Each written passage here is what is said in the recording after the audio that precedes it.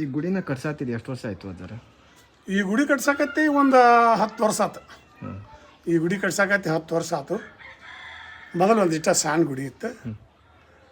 ಇಲ್ಲೆಲ್ಲ ಮನೆ ಇದ್ದಿದ್ದಿಲ್ಲ, ಒಟ್ಟು ಹುಡುಗರು ಎಲ್ಲರೂ ಕೂಡಿ ಸಣ್ಣ ಹುಡುಗರು ಮೊದಲು ಹಂಗೆ ಸಣ್ಣ ಗುಡಿ ಜಾತ್ರೆ ಮಾಡ್ತಿದ್ದೇವೆ.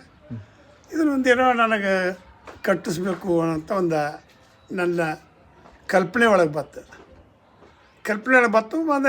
ಮೊದಲು ಒಟ್ಟರು ಕೂಡಿ ಕಟ್ಸೋಣಂದ್ರು ಹಿಂದಿ ಕಡೆ ನಾ ಈ ತರತ್ತಿಗೆ ಯಾಕೆ ಹತ್ತಿದ್ದೀಪ್ಪ, ಯಾಕತ್ತೀನಿ ಅವ್ರು ಎಲ್ಲರೂ ಬಿಟ್ಟು ಆದರೂ ಇನ್ನು ಥರ ಗಾಡಿ ಕೆಡ್ದೀನಿ, ಇದನ್ನು ಕಟ್ಲಾರ್ದ ಹೆಂಗೆ ಮಾಡೋದು ಅಂತೇಳಿ ಏನೋ ನಾ ಈ ಫಂಕ್ಷನ್ಗೆ ಹೋದದ್ದು ಅಥವಾ ಒಂದಿಟ್ಟು ಯಾರ ಬಂದಾಗ ನನಗೇನರ ಒಂದಿಟ್ಟು ಒಂದಿಟ್ಟು ಮಂದಿ ಕೊಟ್ಟಾರ ಮಂದಿನೂ ಈ ಗೋಪುರ ಅದು ಕಟ್ಟುವಾಗ ಎಲ್ಲ ಸಹಾಯ ಮಾಡ್ಯಾರ. ಮತ್ತು ಈಗ ಹಂಗಾಟ ನಾ ಈ ಫಂಕ್ಷನ್ಗೆ ಅದು ಹೋಗಿರ್ತಿಲ್ಲ. ಫಂಕ್ಷನ್ಗೆ ಅದು ಹೋದ ನನಗೆ ಕೊಟ್ಟ ದುಡ್ಡನ್ನು ಈ ಗುಡಿ ಕಟ್ಸೋಕೆ ಒಂದು ಇದು ಮಾಡಕತ್ತೀನಿ. ಮತ್ತು ಯಾರು ಇದು ಮಾಡಿದ್ರು ಒಂದಿಷ್ಟು ಬಂದಲ್ಲಿ ಕಟ್ಟಿದ್ದು ಇದನ್ನು ಮಾಡಬೇಕು, ಈ ಭೂಮಿ ಮ್ಯಾಗ ನಾವು ಹುಟ್ಟಿ ಬಂದೀವಿ, ಏನಾದರೂ ಒಂದು ಚಲೋ ಕೆಲಸ ಮಾಡಬೇಕು ಅಂತ ನನ್ನ ಆಸೆ. ಕೆಲವು ಮಂದಿ ರಾಜಕೀಯ ಆಸೆಕ್ಕೋ ಇದರ ಆಸೆಕ್ಕೋ ಮಾಡ್ತಾರೆ. ನನಗೆ ಯಾವ ಆಸೆಯೂ ಇಲ್ಲ. ನನಗೆ ದೇವ್ರು ಎಲ್ಲ ಕೊಟ್ಟಾನ. ಆದರೆ ಒಂದು ಏನೋ ಸಮಾಜ ಸೇವಾ ಆಯ್ತದು. ಇದೊಂದು ಗುಡಿ ಆತವ್ರೆ, ಮುದುಕರು ತದಕರು ಮತ್ತು ಇಲ್ಲಿ ಯಾವುದೋ ಲಗ್ನ ಮುಹೂರ್ತ ಮಾಡ್ಕೋತಾರೆ, ಅದಕ್ಕಾಗಿ ಒಂದು ಮಾಡೋಗತ್ತೇನೆ.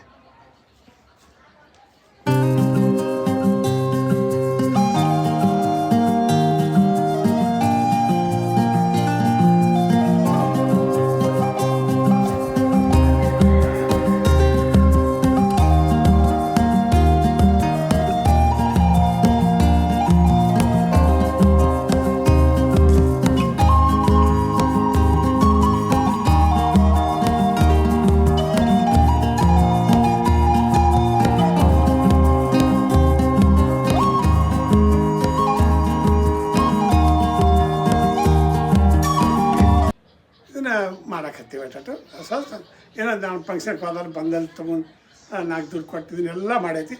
ಇನ್ನು ಮ್ಯಾಗ ಚವಣಿ ಪವಣಿ ಹಾಕ್ಬೇಕಂತೇಳಿ ಐತಿ, ಅದಕ್ಕೆ ಮಾಡಿಸ್ಬೇಕು.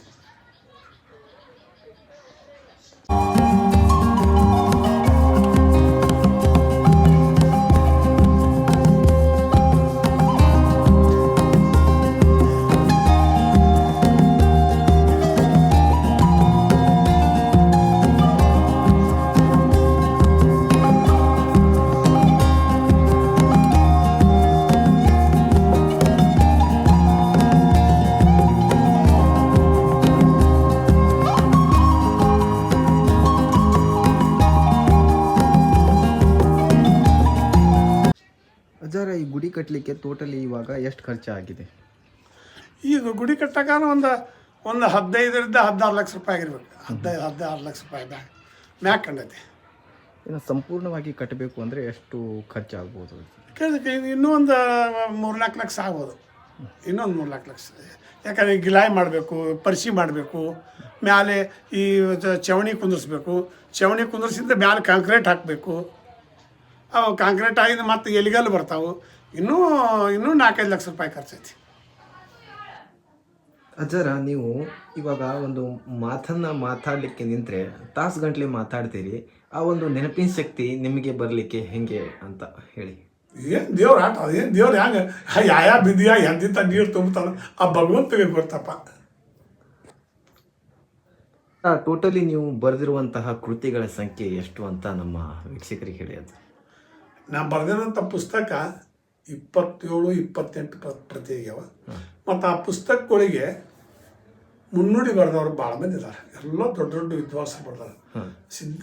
ಶ್ರೀರಾಮ್ ಇಟ್ಟನ್ ಅವರು, ಪೊಲೀಸ್ ಪಾಟೀಲರು, ಮಠಮಾನ್ಯದ ಗುರುಗಳು, ಎಲ್ಲ ಮಠದ ಗದಿಗಿಡಿ ತೋಟದಾರ ಅಜ್ಜಾರು, ಬೆಳಗಾವಿ ನಾಗರೂರು ಮಠ ಅಜ್ಜಾರು, ನಿಡ್ಸೋಚಿ ಅಜ್ಜಾರು, ಇಲಕಲ್ ಮಾಂತಪ್ಪಗಳು, ಕಲಬುರಗಿ ಶರಣಬಸಪ್ಪಗಳು, ಪಂಚಪೀಠಾಶ್ವರ 5 ಮಂದಿ ಆಶೀರ್ವಚನೆ ಬರ್ದಾರ. ಮತ್ತು ನನ್ನ ಕೃತಿಗಳಿಗೆ ಇವಾರ ಅನಂತಮೂರ್ತಿ, ಚಂದ್ರಶೇಖರ್ ಕಂಬಾರ, ಚನ್ನವೀರ್ ಕಣ್ವಿ, ಮತ್ತು ಸಾಸಿ ಮುರಳಯ್ಯ, GS ಶಿವರುದ್ರಪ್ಪ, ಸಿದ್ದೇಶ್ವರ ಸ್ವಾಮಿಗಳು, ಧರ್ಮಸ್ಥಳದ ವೀರೇಂದ್ರ ಹೆಗಡೆ ಅವರು, ಇವರೆಲ್ಲ ನನ್ನ ಕೃತಿಗೆ ಮುನ್ನುಡಿ ಬರ್ದಾರ. ಒಂದು 27-28 ಬುಕ್ಕ ಆಗ್ಯಾವ. ಮತ್ತು ಆ ಬುಕ್ಕನೂ ಒಂದು 2 ಪ್ರತಿಗೆ ತಂದಿದ್ದೆ ಅವನು.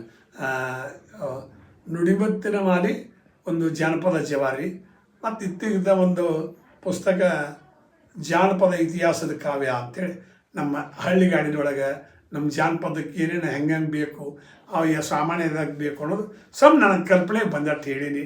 ಏನು ನಾನು ಬಗ್ಸಾಗ ಬಂದಟ್ಟು ನೀರು ತೊಗೊಂಡಿನಿ, ನನಗೆ ತಿಳಿದಟ್ಟು ಬರ್ದೇನಿ. ಇನ್ನೂ ಉಳಿದ ರಗಡ ಜಗತ್ತಿನಾಗ ಇನ್ನೂ ಬರ್ಯಾರ ಮುಂದೆ ಮತ್ತು ಕಲ್ತವ್ರಿಗೆ ಇನ್ನೂ ರಗಡ ಭಗವಂತ ಇಟ್ಟಾಗ ಎಷ್ಟು ಮಂದಿ ಹಾಡಿವ್ಯಾರು ಇನ್ನೂ ಹಾಡು ಉಳ್ದಾವ, ಎಷ್ಟು ಮಂದಿ ಕಲ್ತುಗ್ಯಾರು ಇನ್ನೂ ಕಲಿದೈತಿ, ಎಷ್ಟು ಮಂದಿ ಮಣಿ ಕಟ್ಟಿವ್ಯಾರು ಇನ್ನೂ ಮಣಿ ಕಟ್ಟುವುದಾವು, ಎಷ್ಟು ಮಂದಿ ಗುಡಿ ಕಟ್ಟಿವ್ಯಾರ ಇನ್ನೂ ಗುಡಿ ಅದ ಕಟ್ಟಬೇಕಾಗೈತಿ, ಇನ್ನೂ ಕಟ್ಟು ಭಾಳದಾವ ಗುಡಿ. ಎಷ್ಟು ಇದು ಗುಡಿ ಕಟ್ಟಿದ್ರು, ಎಷ್ಟು ಮಣಿ ಕಟ್ಟಿದ್ರು, ಎಷ್ಟು ಹೊಲ ಹಿಡಿದು ಇನ್ನೂ ಮಾಡ್ಬೇಕಾಗ ಹಂಗೆ ಮಾಡಿದವ್ರು ಮರಿ ಹಾಕಾರ ಮಾಡಕ್ಕೆ ಬಂದವ್ರು ಮತ್ತು ಆಸೆಗೆ ಬಿದ್ದು ಅದಕ್ಕೆ ಕಟ್ಕೋಬೇಕು, ಮಾಡಬೇಕು. ಬಾಳೆನೂ ಹಂಗೆ, ಬದುಕು ಹಂಗೆ.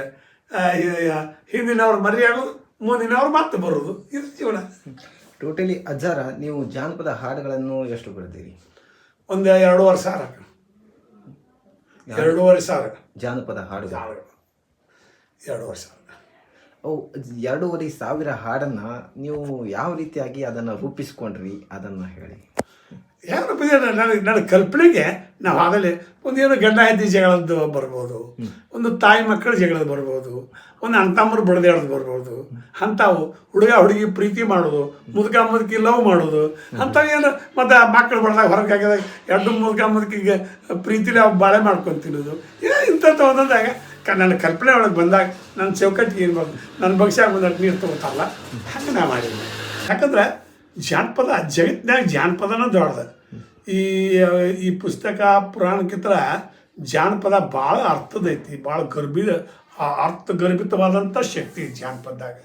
ಯಾಕಂದ್ರೆ ಡೊಳ್ಳಿನ ಪದ್ದಾಗೂ ಒಂದು ಶಕ್ತಿ ಐತಿ, ಗೀಗಿ ಪದ್ದಾಗೂ ಒಂದು ಶಕ್ತಿ ಐತಿ, ಚೌಡಿಕಿ ಪದ್ದಾಗ ಒಂದು ಶಕ್ತಿ ಐತಿ, ಮತ್ತು ಭಜನಾದ ಪದ್ದಾಗ ಒಂದು ಶಕ್ತಿ ಐತಿ. ಜಾನಪದೊಳಗೆ ಭಾಳ ಶಕ್ತಿ ಅದ. ಜಾನಪದ ಈ ಭೂಮಿ ಆಕಾಶಿಗೆ ಎಷ್ಟು ಎತ್ತರ ಐತಲ್ಲ ಅಷ್ಟು ಎತ್ತರದ ಜಾನಪದ ಐತಿ. ಈ ಆಕಾಶದೊಳಗೆ ಎಷ್ಟು ಚಿಕ್ಕಿದಾವಲ್ಲ, ಆ ಚಿಕ್ಕಿ ಎಷ್ಟು ಜಾನಪದದ ಶಬ್ದಗಳು, ಆ ನುಡಿಯುವ ಮುತ್ತುಗಳದಾವ. ಅವು ಈ ಭೂಮಿ ಆಗಲಿ ಎಷ್ಟತ್ರಿ ಇಷ್ಟು ಜಾನಪದನ ಐತಿ. ಇದು ಜಾನಪದದ ಲೋಕ ಇದೆ. ಇದು ಮತ್ತೊಂದು ಇದೆ ಒಟ್ಟು ಜಾನಪದನ. ಸೋಮ್ ಈಗ ಸಾಲಿ ಕಲ್ತವ್ರು ಇದನ್ನ ಆ ಪದ ಈ ಪದ ಭಾವಗೀತೆ ಯಾವಾಗೀತೆ ಇವಾಗೀತೆ ಅಂತಾರೆ. ಏನು ನಾಟಕನೂ ಜಾನಪದ, ಒಟ್ಟು ಜಾನಪದ ಭಾಳ ಐತಿ, ಭಾಳ ದೊಡ್ಡದು. ಈ ರಾಮ್ ಕೊಂಡಾಳು, ಕುರುಮಾಮಗಳು, ಡೊಳ್ಳಿನ ಪದ್ದವರು, ಈ ಸುಡುಗಾಡಿಸಿದ್ರು, ಇವರೆಲ್ಲ ಜಾನಪದವ್ರ. ಇವರೆಲ್ಲ ಈ ಜಾನಪದ ಏನು ಒಂದು ಹೊಟ್ಟೆ ತುಂಬಿಕೊಳ್ಳೋಂಥ ಉದ್ಯೋಗ ಅದು, ಹೊಟ್ಟೆ ತುಂಬಿಕೊಳ್ಳೋ ಉದ್ಯೋಗ. ಅಜ್ಜಾರ ಈ ಒಂದು ಹಂತಿ ಪದ, ಸುಗ್ಗಿ ಹಾಡುಗಳು ಅಂತ ನಮ್ಮ ರೈತರು ಮೊದಲು ಹಾಡ್ತಿದ್ರು, ಇವಾಗ ಅದು ನಶಿಸಿ ಹೋಗ್ತಾ ಇದೆ. ಅದಕ್ಕೆ ಕಾರಣ ಏನು ಅಂತ ಹೇಳು.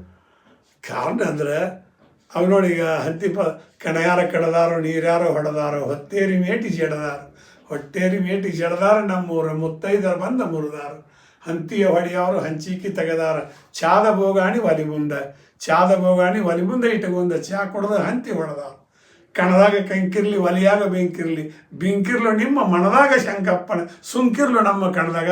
ಅವಾಗ ಜಾನಪದ ಹಂತಿದ್ದು ಹೇಳ್ತಿದ್ದಲ್ಲ, ಅವಾಗ ಕಣ ಮಾಡೋದು, ರಾಶಿ ಮಾಡೋದು, ದಾರಿ ನೆಡೋದು, ದುಡೋದು ಇತ್ತು.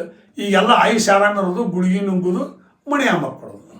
ಏನು ಒಟ್ಟರೆ ಏನಂದ್ರೆ ದುಡಿಲಾರ್ದ ಆರಾಮ ತಿನ್ನಬೇಕು, ಆರಾಮ ಇರಬೇಕು ಅನ್ನೋ ಮಂದಿ ಹೆಚ್ಚದಾರ. ಅದಕ್ಕೆ ಜಾನಪದ ನಶಿಸಬೇಕಾಗ್ತೈತಿ. ಬೈಲಿಗೆ ಬೀಳಲ್ಲ, ಜಾನಪದ ರಗಡೈತಿ. ಯಾರು ಡೊಳ್ಳೆ ಹೊರತಿಲ್ ಐತಿ, ಆಡ್ಕಾಯಿ ಹೊರತಿಲ್ ಐತಿ, ಕುರಿಕಾಯಿ ಹೊರತಿಲ್ ಐತಿ, ದಗದಕ್ಕೆ ಹೋಗಾರತಿಲ್. ಜಾನಪದ ಬಡವರ ಮಣಿ ಮುಂದೆ ಕಸ ಉಡ್ತೈತಿ, ಅರಸನ ಅರಮನೆ ಕುಣಿದಾಡ್ತೈತಿ. ಜಾನಪದ ರಗಡ್ತೈತಿ. ಜಾನಪದ ಯಾವಾಗಲೂ ದೊಡ್ಡದೈತಿ. ಅಜ್ಜಾರ ನಿಮಗೆ ಪ್ರಶಸ್ತಿ ಬಂದಿರೋದು ಯಾವ್ಯಾವು ಅಂತ ನಮ್ಮ ವೀಕ್ಷಕರಿಗೆ ಒಂದ್ಸಲ ತಿಳಿಸ್ಕೊಡಿ. ಅಯ್ಯಪ್ಪ, ಅವ್ರು ಲೆಕ್ಕ ಹೇಳೋದು ಆಗೋದಿಲ್ಲ ನನಗೆ. ಒಂದು ಅಷ್ಟ ಹೇಳ್ತೀನಿ, ಒಂದು ರಾಜ್ಯೋತ್ಸವ ಪ್ರಶಸ್ತಿ ಕೊಟ್ಟಾರ, ಒಂದು ಮತ್ತು ಇದು ಯಾವುದು ದರಾ ಬೇಂದ್ರೆ ಅವರು ರಾಷ್ಟ್ರ ಪ್ರಶಸ್ತಿ ದರಾ ಬೇಂದ್ರೆ ಕೊಟ್ಟಾರ, ಅವ್ವ ಪ್ರಶಸ್ತಿ ಕೊಟ್ಟಾರ, ಕನ್ನಡದ ಕಾಳಿದಾಸಾತ್ ಕೊಟ್ಟಾರ, ಮತ್ತು ಯಾವ್ದು ಕನಕದಾಸರದು ಇಲ್ಲೊಂದು ಐತಲ್ಲ, ಇದು ಸೇವಾ ಸಂತ ಮತ್ತು ಯಾರು ರಗಡ್ ಕೊಟ್ಟಾರ. ಅವೇನು ಪ್ರಶಸ್ತಿಗಳು ರಗಡ್ ಕೊಟ್ಟಾರ. ಈ ಇಲ್ಲೆಲ್ಲ ನೋಡಿ ಯಾವ ಅದ ನೋಡಿ ಎಲ್ಲ ಪ್ರಶಸ್ತಿ ರಗಡ ಮಂದಿ ಕೊಟ್ಟಾರ. ಅವನ ನೆನಪು ಆಗೋದಿಲ್ಲ ನನಗೆ. ನೆನಪು ಆಗ್ಲಾರ್ದಷ್ಟು ನಿಮಗೆ ಪ್ರಶಸ್ತಿ ರಗಡ ಕೊಟ್ಟಾರಪ್ಪ. ಸಮಾಜ ನನಗೆ ಒಟ್ಟ ಮಠಮಾನ್ಯದ ಗುರುಗಳಾಗಲಿ, ಶಾಲಿ ವಿದ್ಯಾ ಕಲಿಸೋ ಗುರುಗಳಾಗಲಿ ಮತ್ತು ಊರನವರಾಗಲಿ ನನ್ನೆಲ್ಲರೂ ಪ್ರೀತಿಲೇ ಕಾಣ್ತಾರೆ.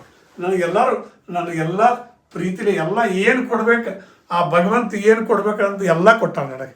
ಯಾವುದಕ್ಕೂ ಕಮ್ಮಿ ಮಾಡಿಲ್ಲ. ಚಂದ್ರಶೇಖರ್ ಕಂಬಾರ ಅವ್ರು ಕೂಡ, ಮತ್ತು ಸಿದ್ದರಾಮಯ್ಯ ಅವ್ರು ಕೂಡ, ಪಾಟೀಲ್ ಪುಟ್ಟಪ್ಪ ಅವ್ರು ಕೂಡ, ಚಂಪಾ ಅವ್ರು ಕೂಡ, ಮತ್ತು ಅಲ್ಲಿ ನಾಗನೂತಿ ಮಠ ಅಂತೇಳಿ ಬೆಳಗಾವಿದವರು, ಅಲ್ಲಿ ಬೆಳಗಾವಿದಾಗ 70ನೇ ಸಾಹಿತ್ಯ ಸಮ್ಮೇಳನದಾಗ ಇಂದಿದೆ. 70ನೇ ಸಾಹಿತ್ಯ ಸಮ್ಮೇಳನ.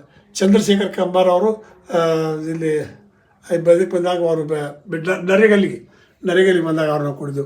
ಇದು ಮೈಸೂರು ಇದು ಬಿಜಾಪುರ ಅಖಂಡ ಜಿಲ್ಲಾ ಐತಲ್ಲ, ಆ ಜಿಲ್ಲಾ ಕವಿಗೋಷ್ಠಿಯಾಗ ಅಲ್ಲಿ ನನಗೆ ಆಯ್ಕೆ ಮಾಡಿದ್ರು. ಅಲ್ಲಿ